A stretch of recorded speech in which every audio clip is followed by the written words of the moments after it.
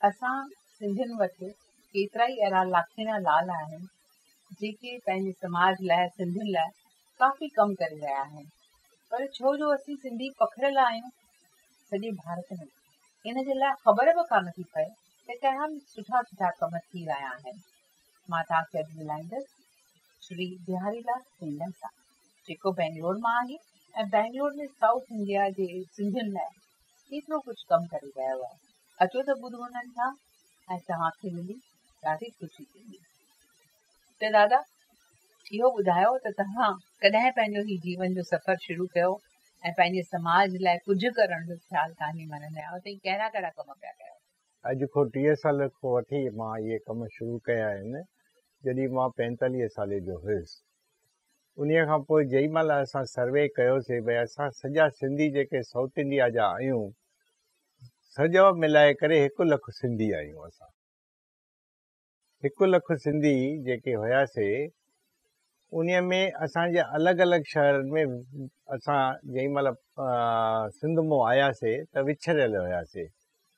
पोइ थोरो कमाइण जे हिसाब सां असांजो पंहिंजो ध्यानु जेॾी महिल वञे पियो, उन खां पोइ असां पंहिंजी सोशल सर्विस वधीक शुरू कई। त असां सोचियोसीं भई जीअं त असांजा साउथ इंडिया जा जेके सिंधी आहिनि सभु सावा आहिनि, घणो करे जेके ज़रूरतमंद आहिनि उहे सभु मिलाए करे सॼे साउथ इंडिया में 200 सिंधी थींदा। उन्हनि वास्ते असां कुझु करणु चाहियूं पिया। त पहले असां जेको Sindhi federation of south India, माना सभु जेके बि असांजा एसोसिएशन सॼे साउथ इंडिया जा आहिनि, उन्हनि खे मिलाए करे असां इहो नालो रखियोसीं। उन नाले सां छा थियो त शुरू में असां पहले असां शुरूआत कईसीं त भई असांखे जेके असांजा ॿार आहिनि उन्हनि खे असां चङे भई भले वॾे हिसाब में हिननि खे पढ़ाइणु चाहियूं पिया। त जेके जिन खे सम्झो ज़रूरतमंद जेके हुया, जिन खे सम्झो भई फीस भरण जी ताक़त न हुई, तंहिंजे वास्ते असां कोशिश करे सॼे साउथ इंडिया में 1 करोड़ रुपयो जमा कयोसीं। त तव्हांखे मां चवणु थो चाहियां, इहो जेको 1 करोड़ असां 1 साल में इकठो कयोसीं सॼे साउथ इंडिया में। अच्छा, उन जो व्याज मां?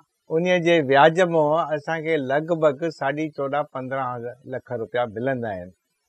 पोइ जेॾी महिल असां चवंदा आहियूं त भई असांखे तव्हां ख़ाली असांखे ॿुधायो तव्हांजी इनकम घणी आहे। जेॾी महिल उहो पंहिंजी इनकम ॿुधाईंदा आहिनि, उन जे हिसाब सां असां हुननि खे विराए ॾींदा आहियूं। घटि में घटि 40 खां वठी 45 ताईं असां स्टूडेंट्स खे इहो ॾींदा आहियूं। वरी हिकिड़ी ॿी ॻाल्हि छा आहे, असांजे बिना पुछे उहे पाण जेॾी महिल स्टूडेंट कामयाबु थियनि था ऐं जेॾी महिल जेके सम्झो पंहिंजे पेरनि ते बीह करे जंहिंखे सर्विस मिले थी, उन्हनि पाणनि रिटर्न कयो आहे उहे पैसा। उन खां सवाइ उन्हनि प्रण कयो त भई असां बि हिकिड़े क़िस्म में हिकु ॿार खे अडॉप्ट कंदासीं। उहा बि ॻाल्हि थी रही आहे। अच्छा, हाणे असांजो छा आहे, जेके सम्झो भई अॼुकल्ह जेके रीत सां जेके असांजा छोकिरा छोकिरियूं जेॾी महिल सर्विस में वञनि था, इंटरकास्ट मैरिज था करे अचनि। इन्हीअ खे रोकण वास्ते असांजे साउथ इंडिया में मैच मेकिंग असां जेका मिटी माइटीअ जी शुरू कयोसीं, जंहिंमें असां पंहिंजे बलबूतीअ सां 1 पैसो बि न वठंदा आहियूं। वञी छा आहे, केतिरो बि ख़र्चो अचे असां पाण कंदा आहियूं ऐं उन्हनि खे जोड़ण जी असां कोशिश कंदा आहियूं भई जीअं हे पाण में भई सिंधियत जे करे सिंधियुनि सां ई भई शादी करनि। इन खां सवाइ छा थियो आहे, अॼुकल्ह वरी ॿी नई ट्रेंड थी आहे, हिक ॿिए सां मेल मिलाप नथो थिए शादीअ खां पोइ। पर जेॾी महिल उहे केस ईंदा आहिनि, असां हिकिड़ी रिकन्सिलिएशन कमिटी सम्झौतो करण वास्ते वेहारींदा आहियूं। मां पंहिंजी कमिटी ठाही आहे, उन में थोरी सम्झो असांजी महिलायूं आहिनि जेके असांजूं लेडीज़ आहिनि, उन्हनि खे बि असां कठो करे, ॿिए पासे जेके एक्सपीरियंस्ड माण्हू आहिनि उन्हनि खे बि असां कठो करे हिकिड़ी टीम ठाही आहे। असां उन्हनि खे चवंदा आहियूं भई तव्हां जे कोर्टनि में वेंदो त तव्हांखे हुते कुझु फ़ैसिलो बि न मिलंदो, 5-6 साल लॻंदा। असां तव्हांजो फ़ैसिलो हफ़्ते 10-15 ॾींहं में तव्हांखे करे ख़तमु कंदासीं। उन में छा थियो आहे, उन्हनि खे पहले त असां जीअं चवंदा आहिनि खीर में खंडु विझबी आहे, असां उन्हनि खे वेहारे करे सम्झाईंदा आहियूं त भई इहे कम ॾिसो जेके आहिनि, तव्हां हिक ॿिए जो समझौतो कयो, ॿारनि जे करे तव्हांखे पंहिंजी कुर्बानी ॾियणी पवंदी, तंहिंजे इन खां सवाइ तव्हांजो कोई चारो न आहे। जे तव्हां अलॻि बि थी वेंदो त तव्हांजी ज़िंदगी एतिरी सुठी न काटे सघंदा आहियो। त असांखे इन में बि कामयाबी मिली आहे। इन खां सवाइ हिकिड़ी सहायता जेका कमेटी रखी आहे, उन सहायता कमेटीअ में ॿारनि खे असां जेके वॾा आहिनि उन्हनि खे चवंदा आहियूं भई ॾिसो पंहिंजा ॿार पंहिंजे पेरनि ते बीह करे तव्हां इहे कम कयो, जंहिंमें तव्हांखे हथ फैलाइण जी ज़रूरत न पए। त उन्हनि खे असां कोई अची करे पुछंदो आहे भई मां हिन कम में हिन बिज़नेस में ॾाढो कामयाबु वियो आहियां, त असां पुछंदा आहियूं भई तोखे केतिरी ज़रूरत खपे पैसनि जी। पोइ असां ॾींदा आहियूं कंहिंखे लखु, कंहिंखे 2 लख ॾेई करे उनखे पंहिंजे पेरनि ते बीहारे करे उन्हनि खां धंधो उन्हनि जो कराईंदा आहियूं। उन खां सवाइ वरी जेॾी महिल उन्हनि खे फ़ाइदो थींदो आहे उहो असांखे पैसा आस्ते आस्ते वापसि ॾियनि, पर हुन जे मथां असांजी काई बि सम्झो पाबंदी न थींदी आहे। त इन खां सवाइ असांजो, मां त चवां थो असांजे सॼे साउथ इंडिया में तव्हांखे सॼी ख़ुशहाली मिलंदी। जीअं त मां तव्हां सभिनी खे ॿुधायो त साउथ इंडिया में 1 लख जेके असांजा आहिनि सिंधी, उन खां सवाइ असांजे बेंगलुरु में जेके कम था थियनि पिया, मां बेंगलुरु में ई अची करे वासो कयो आहे। सिंध छॾे करे सिधो बेंगलुरु आया आहियूं। पहले असांजी सिंधी बैंकर्स एसोसिएशन शुरूआत कयूं भई असांखे एजुकेशन खपे। एजुकेशनल लाइन में जेॾी महिल पढ़ाई शुरू कई अथऊं, हिन महिल मां तव्हांखे फ़ख़्र सां चवणु चाहियां थो त 10,000 सिंधी पढ़नि था। नर्सरी खां वठी असांजो जेको बि MBA डिग्री ताईं असांजो कमु थो हले पियो। पहले जेके सिंधी ईंदा आहिनि, जेके एडमिशन वठनि था, उन्हनि वास्ते असां काई बि रिस्ट्रिक्शन न रखी आहे। जेतिरो हुननि खां थी सघे उहे पैसा भरनि, बाक़ी जेको आहे असां उन्हनि खे फ्री एजुकेशन ॾींदा आहियूं। बाक़ी जेके ॿाहिरों वारा आहिनि उन्हनि वास्ते बि असां नॉमिनल रखियो आहे। हिकु ॿी ॻाल्हि जेका आहे, तंहिंमें मां तव्हांखे फ़ख़्र सां चवणु थो चाहियां त भई असांजी जेका एजुकेशन आहे, जेका असांजी इंग्लिश मीडियम आहे, इंग्लिश मीडियम खां सवाइ असांजो कुझु हली नथो सघे पियो। पहले त असांखे लोकल लैंग्वेज खपे, असांजी मदर टंग पहले शुरूआत थींदी, उन खां पोइ असांजी इंग्लिश, जंहिंजे करे असांखे सर्विस असांजे ॿारनि खे जल्दी थी मिले पई। इहे 3 लैंग्वेजनि जे मथां असां वधीक सम्झो ज़ोर ॾींदा आहियूं ॿारनि खे त भई इहे 3 लैंग्वेजिस तव्हांखे सिखणो ई पवंदो आहे।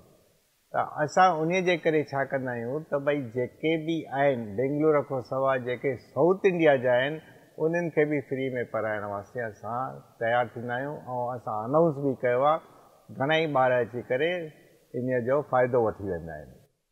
अचो साईं, बाक़ी जेके आहिनि उन्हनि वास्ते कपिड़ो लटो, किताब, उन खां सवाइ असांजी जेका सिंधियत आहे, उन सिंधियत खे अञा ताईं न भुलाया आहिनि। असांजो 3 क़िस्म जो कमु अथव।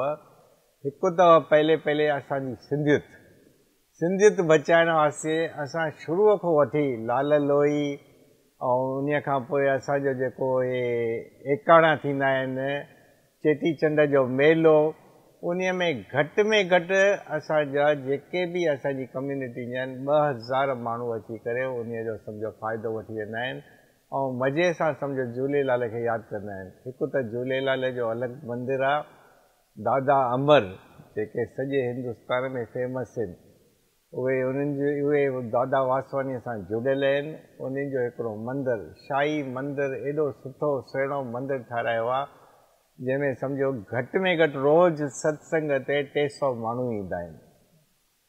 उन खां सवाइ असांजो जेको आहे, जेको सम्झो किताब उहो असां पाण बि न, असां वटि जेके फंड्स वधीक हूंदा आहिनि तॾहिं बि जेके लोकल वारनि खे बि असां मदद कंदा आहियूं। ऐं असां जेके बि सम्झो असांखे फंड्स मिलंदा आहिनि, फंड्स जी त असांखे बेंगलुरु में काई बि कमी न आहे। जेॾी महिल असांजी ज़बान खुलंदी आहे, असांखे भई हे कमु खपे, उहो बि असांजो कमु थींदो आहे।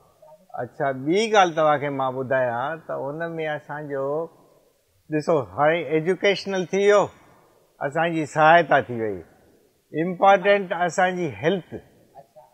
हेल्थ इन हेल्थ में छा थींदो आहे, हेल्थ वास्ते अॼुकल्ह तव्हां सभिनी खे ॼाण आहे त भई जेई महिल माण्हूअ जी तबियत बिगड़े थी ओई महिल लाखनि रुपयनि में ख़र्च था अचनि पिया। असांजे हिंदूजा जेके असांजा जेके NRIs आहिनि उन्हनि एॾी मदद कई आहे, असांखे मैचिंग फंड्स पठींदा आहिनि, असांजो न्यू मिशनरी, असांजो स्पेशलिटी सम्झो हॉस्पिटल थी वियो आहे, जेको हॉस्पिटल असां शुरूआत कईसीं हिकिड़े नंढे झूपड़पटीअ सां, उन खां पोइ असांखे चीफ मिनिस्टर पंहिंजी लैंड ॾिनी, उन लैंड खां पोइ असां एतिरी तरक़ी कई आहे, हिन महिल असांजो सम्झो भई चैरिटी हॉस्पिटल में सभु कुझु मदद कंदा आहियूं सभई।